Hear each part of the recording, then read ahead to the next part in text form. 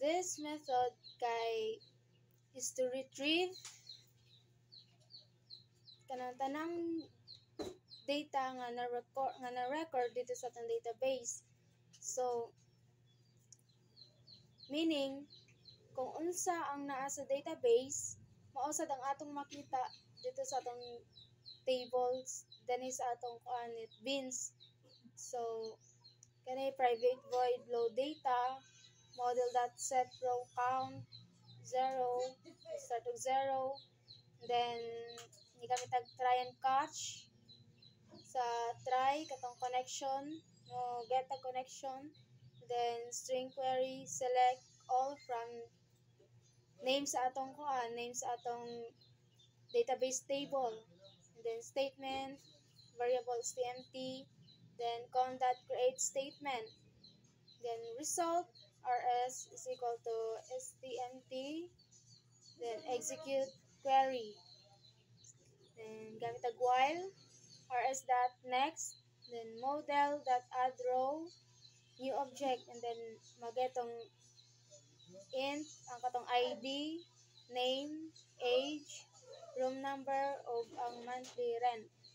So catch exception E if na error, then mo show ang message nga error loading data plus katong message niya. So next sa add border. So this method kay kanang insert sa new record ato sa atong database. So kung kanang for example wala pa isulat ng database, so mo add tag data niya, and then pinduton nato og katong add nga button.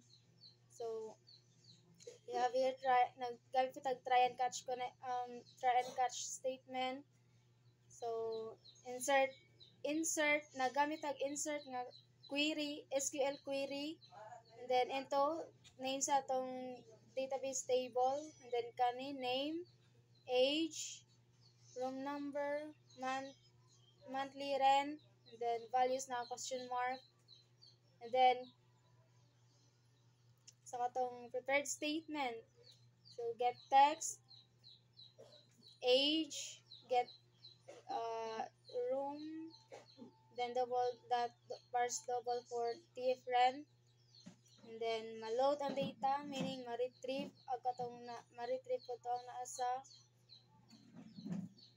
or ma-load ang katong nasa database, and then ma-show ang message nga once nga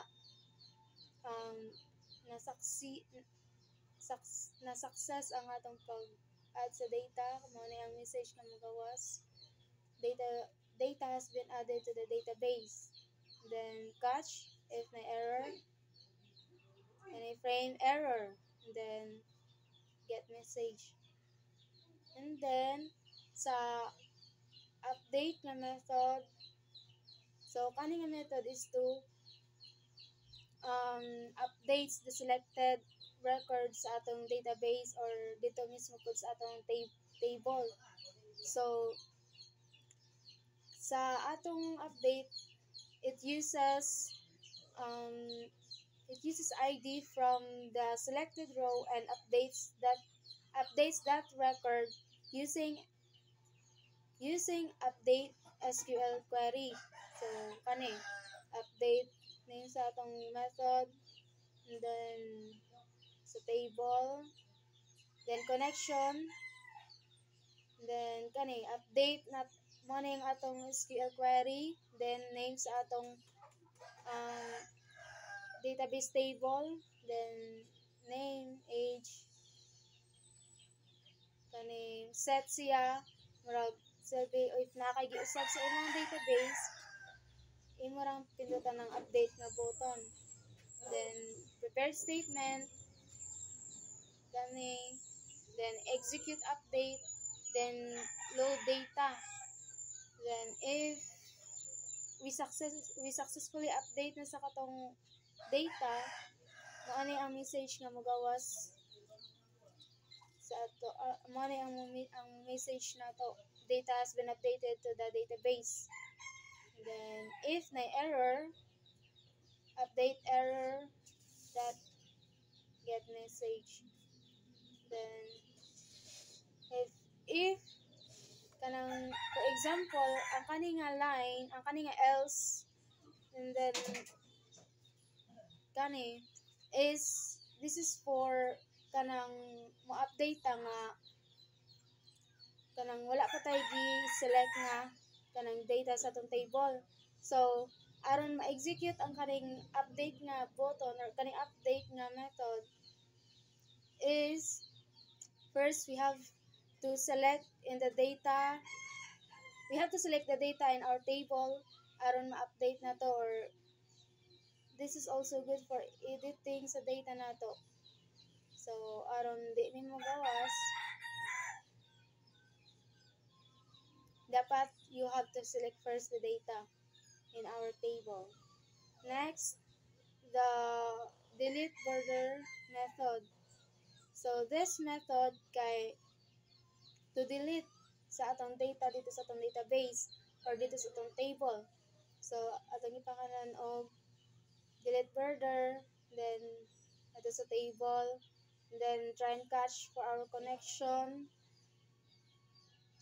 and then kani string query, delete, nagamit tag delete nga SQL query from TBL boarding house, our database table name, and then where ID, if unsa nga kanang data ang atong i-delete, and then prepared tst is equals to katong sa prepared statement, and then execute if kani, if unsa nga kuan ang ma-delete, then load data, clear fields, and then if mailhan na to nga na successful na ta sa atong pag-delete kay mao ni nga message yung magawas, data has been deleted from the database. And then if not error, delete error, and then yung message.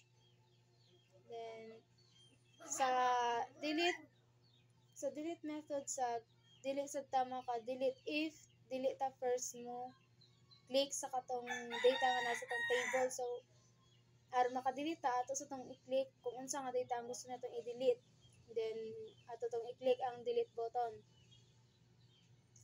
So that's for our kanang update, add, update. So kaning add mo ni siyang retrieve, and then update, kanang mag-update or mag-edit tag data, and delete for deletion of our data. So next kay kaning ato ang clear fields method.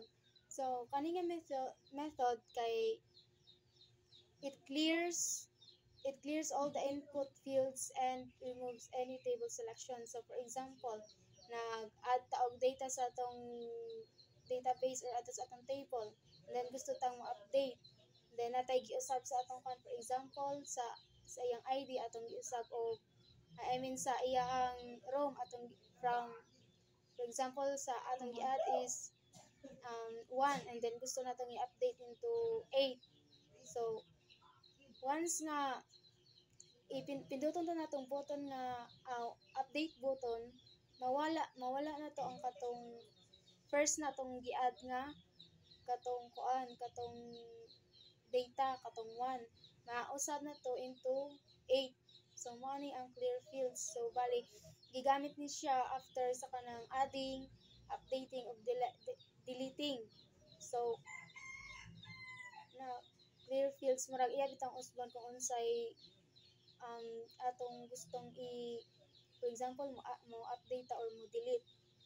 And then next kay kaning ato ang get connection method. So this method mao na ni ang kanang mo connect na ta dito sa ato ang database sa SAMP. So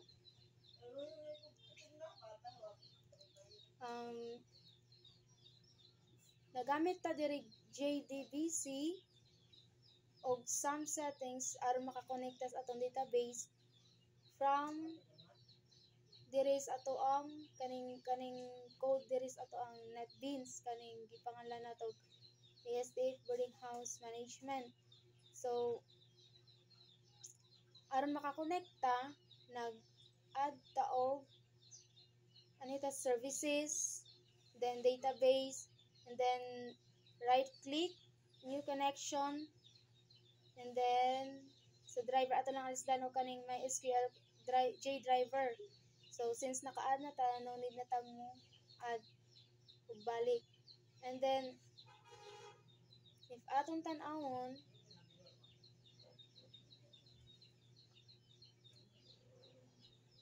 so ato na i-connect.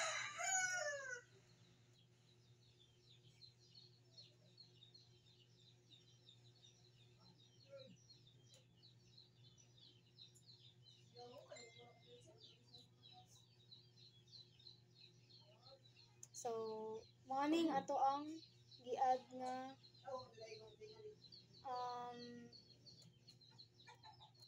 disconnect.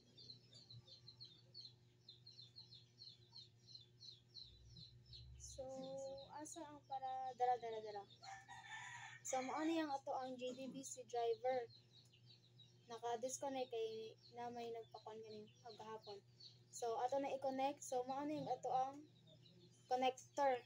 Makita-an sad nato ni siya diri sa atong libraries. I mean diri